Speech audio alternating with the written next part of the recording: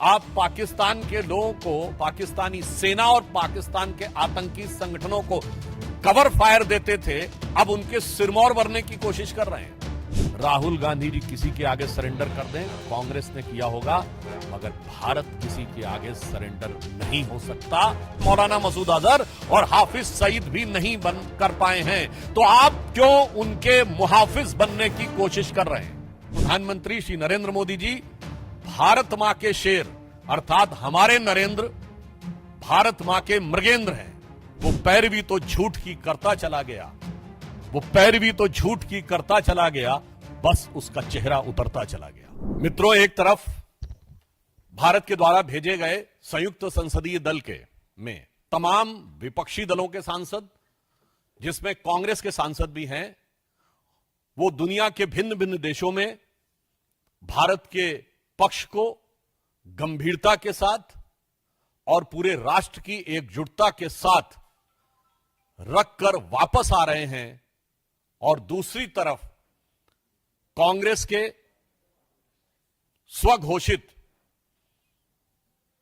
स्वनामधन्य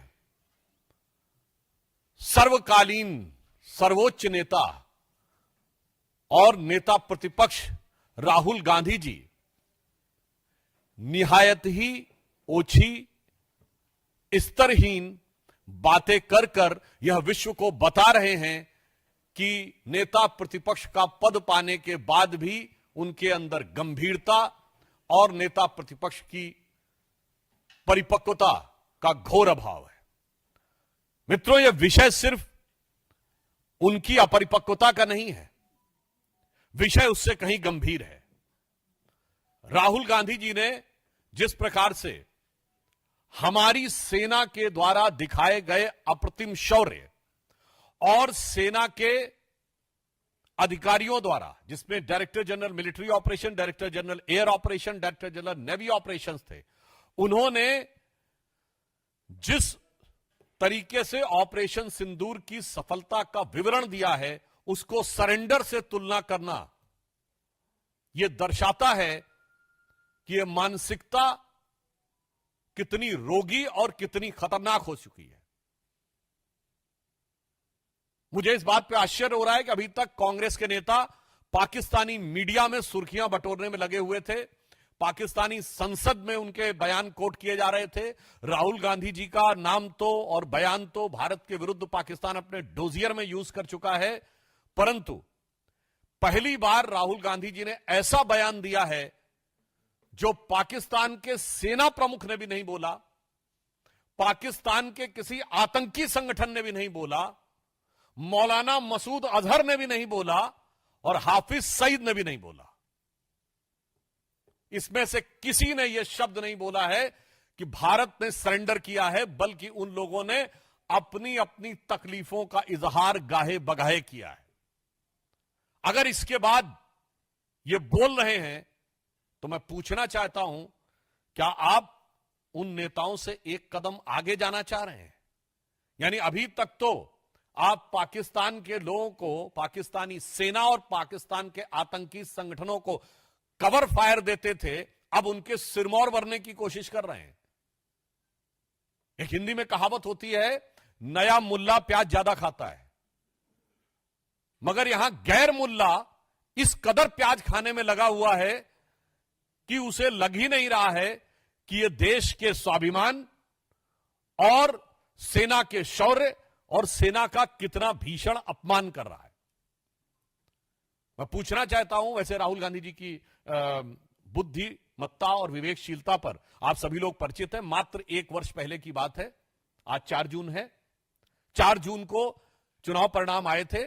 तीसरे अटेम्प्ट में 3 अंक ना पाने को, जिसको अद्भुत सफलता नजर आ रही हो और पटाखे फोड़ने शुरू कर दिए हो, और तीसरी बार प्रधानमंत्री बनने पर जिसको पराजय नजर आ रही हो, उसकी कितनी समझ है और उसका कितना विवेक है, यह भली भांति समझा जा सकता है। राहुल गांधी जी का यह कहना सेना का सरासर अपमान है। मैं कांग्रेस पार्टी से पूछना चाहता हूं, ऑपरेशन सिंदूर की सफलता की घोषणा सेना ने की है, भारत सरकार ने नहीं की है, भारतीय जनता पार्टी के किसी प्रवक्ता ने नहीं की है। जैसे आपके प्रवक्ता अब अचानक सोकर जागने लगे, अपने जमाने क्या क्या बातें बोले, तो मैं पूछना चाहता हूं, आपने सरेंडर शब्द यूज करके सेना का अपमान किया है या नहीं? क्योंकि सीधे सीधे जब आपने सेना के बयान को सरेंडर से तुलना किया है, इसका मतलब भारत और भारत की सेना का सर झुकाने का वो काम और इसके लिए वो शब्द जो पाकिस्तान की सेना, पाकिस्तान के आतंकवादी संगठन और यूएन सिक्योरिटी काउंसिल के द्वारा डिजिग्नेटेड आतंकवादी जैसे मौलाना मसूद अजहर और हाफिज सईद भी नहीं बन कर पाए हैं, तो आप क्यों उनके मुहाफिज बनने की कोशिश कर रहे हैं?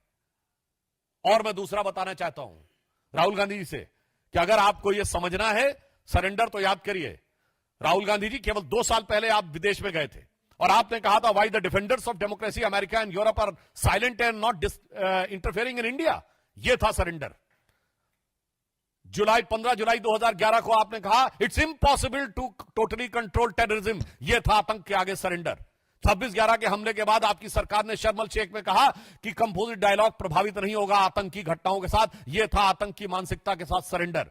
1995 में नरसिम्हा राव सरकार के समय एक फोन आया और भारत ने अपना एटॉमिक एक्सप्लोजन रोक दिया। यह था सरेंडर। 1971 में 93,000 प्रिजनर ऑफ वॉर थे। 1971 में 93,000 प्रिजनर ऑफ वॉर थे। फिर भी पीओके क्यों सरेंडर कर दिया? छंब का 160 किलोमीटर का एरिया जीता हुआ क्यों सरेंडर कर दिया? 13,000 किलोमीटर पाकिस्तान के पंजाब और सिंध का जीता हुआ क्यों सरेंडर कर दिया? 54 हमारे सैनिकों को वापस नहीं लिया, उन्हें क्यों सरेंडर कर दिया? 1965 में जीता हुआ हाजी पीर का दर्रा सरेंडर कर दिया। लाहौर से 20 किलोमीटर दूर तक सेना पहुंच गई थी, वो सरेंडर कर दिया। 62 में तो क्या क्या सरेंडर कर दिया। 19 नवंबर 1962 को जवाहरलाल नेहरू का कैनेडी को लिखा गया लेटर है, जिसमें उन्होंने सीधे कहा है कि अमेरिका आकर अमेरिकन पायलट्स हमारी एयरफोर्स को संभाले, जो 2010 में डिक्लासिफाइड हुआ है कैनेडी लाइब्रेरी के द्वारा। 1960 में सिंधु का 80% पानी सरेंडर कर दिया। 1948 में आपने कश्मीर का एक हिस्सा सरेंडर कर दिया। 1947 में मुस्लिम लीग के आगे 1/3 सरेंडर कर दिया। तो राहुल गांधी जी, आपकी पार्टी और आपके खानदान के कारनामे आजाद हिंदुस्तान के कैलेंडरों में सरेंडर से भरे पड़े हैं। और जहां तक हमारे प्रधानमंत्री जी की बात है, बहुत साफ कह देना चाहता हूं, राहुल गांधी जी किसी के आगे सरेंडर कर दें, कांग्रेस ने किया होगा, मगर भारत किसी के आगे सरेंडर नहीं हो सकता।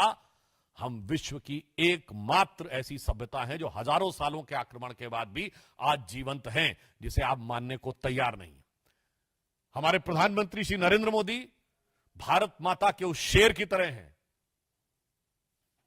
आपको पता होगा, एक संस्कृत का वाक्य है, नाभिषेको न संस्कारो सिंहस्य क्रियते मृगा विक्रमार्जित राजस्य स्वयं मृगेंद्रता।